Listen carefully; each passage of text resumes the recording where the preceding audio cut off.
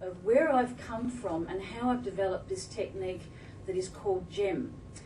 And always, I think, in starting my talks, I do like to acknowledge the people who have helped me along the pathway, namely Filipino healers with whom I spent 6 months in the 70s, almost every day with magnetic healers and psychic surgeons.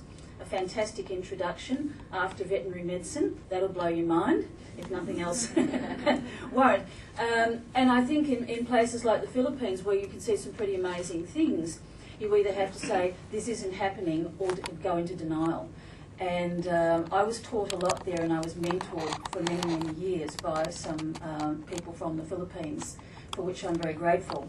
The second person who's had a really huge influence in my life, of course, is Dorothy Hall.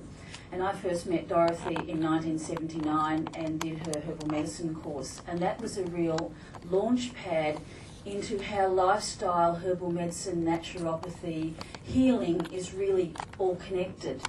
So there I had this energetic approach, the veterinary approach, the energetic approach, and then Dorothy Hall's approach. Then I had the pleasure of working with 12,000 people with cancer, both in Australia and around the world. So I had plenty of opportunity to try out a lot of the things that I used on a very significant demographic of people. And then I met Alana Rubenfeld in America in the early 90s. And that was quite an important meeting, which really sealed, if you like, actually sealed the knowledge that I'd been gathering over the years. And Alana Rubenfeld was a body psychotherapist. So she found that talk and touch therapy was very helpful. There were people who wanted to touch and not talk and not touch. And so her body psychotherapy work really developed out of the synergy of those techniques plus the talk and touch and touch and talk. So that was a kind of a rounding off for me. And it filled in a lot of gaps also, as we'll go along when I go through the slides. But basically that's how I came into this work. Now the story that goes behind the story is as follows. This is a picture of my boyfriend back then, Ian Gawler, when he was diagnosed with cancer and had 2 weeks to live. And this is about that time that I first mentioned, when I actually took him to the Philippines for healing. He weighed a little over 40 kilos. He was jaundiced. He was clearly a man dying from cancer. We stayed there a month, despite the fact that he had 2 weeks to live. His cancer wasn't cured there by any means at all, but something quite interesting happened. He became a man who was living with cancer by the time we left, instead of a man who was dying from it. It's a very important bridge to cross on the path of healing for people that are diagnosed with a life-threatening illness. And once they cross that bridge, you never know what it is that's going to come out of the blue that's going to allow the healing to happen. So psychologically and spiritually, it's a really important point. He wasn't actually pronounced cured until 1978. This photo was taken on our honeymoon in 1976, in February of 1976. Also what the Philippines did was it put flesh back on his bones. And this is an important part of where GEM also started to develop, because the Filipino healers took me aside and they said, you have this ability.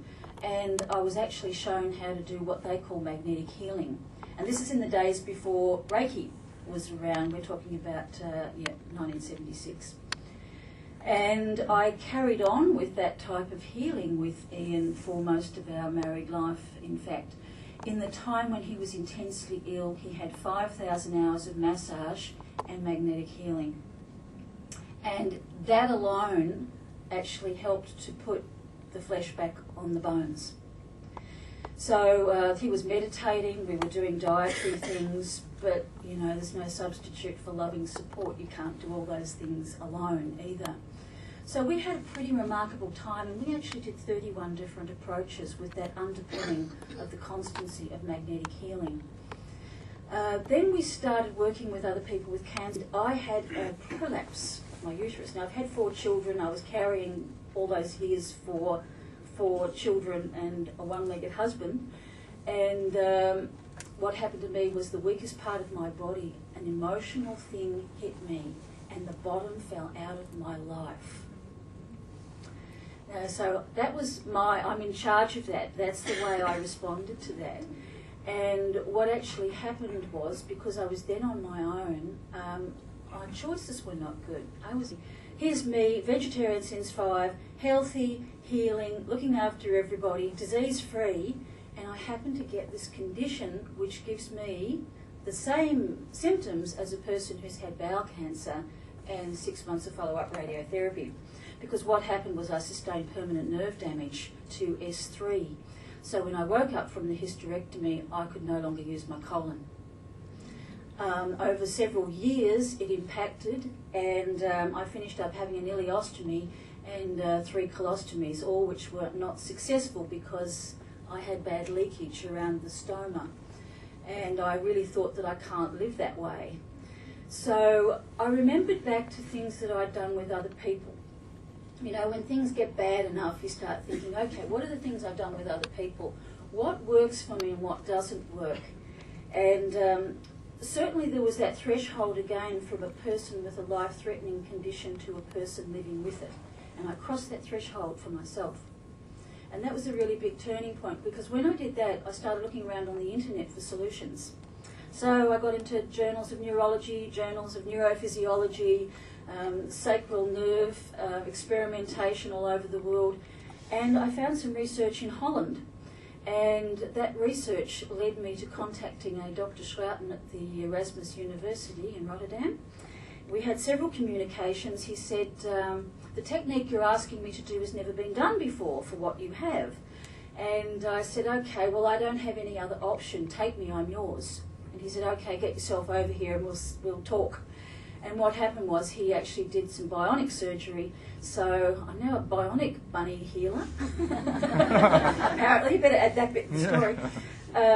And I had a pacemaker-like device inserted into my buttock, attached to 4 electrodes on my spine, and I run on 5.5 volts. So yeah, when I say bend me up, Scotty, I am not joking, because it's a pretty potent thing. I just wanted to show you, because this next slide, and it's not to be self-indulgent, but it's just to say I was in a situation where I weighed 40 kilos and I had to put the flesh back on my bones. And I had to find a way of doing that because I didn't have a lot of support around me at that time. So it was really up to me. It was like my responsibility to work out how to do this. So I'll pass quickly through this because it's pretty horrific. It's me the night after I'd almost died with my first ileostomy, and because my bowel almost burst. And I had 4 or 5 of these, and a lot of near-death experiences as I went in and out of hospital for obstructions. So this is the person there who's standing here today, which is why I put this there, because I was in a pretty bad way. And death was looking pretty close the night before, when I saw people around the bed who, you know, no one else could see, having conversations and drifting up into the corner of the room. So that's what it actually looks like. So on the right here, you've got that pacemaker device. There's a wire that comes around, and there's 4 little electrodes there. And they're all programmed by a little Palm Pilot. And that keeps me going at 5.5 volts, which allows me to have a bowel motion to this day. If I turn below 5.5 volts, I have no bowel motion. So isn't it extraordinary that something like that could have been the thing for me that created the healing? And I say this to many of my clients, you never know where healing's going to come from. If you just hang in there long enough and you live day to day to day to day, and you can cross that bridge from the person who's kind of feeling a bit of the victim and dying from something to the person who's living with it. It's a huge threshold to cross, and it really makes quite a difference to outcome.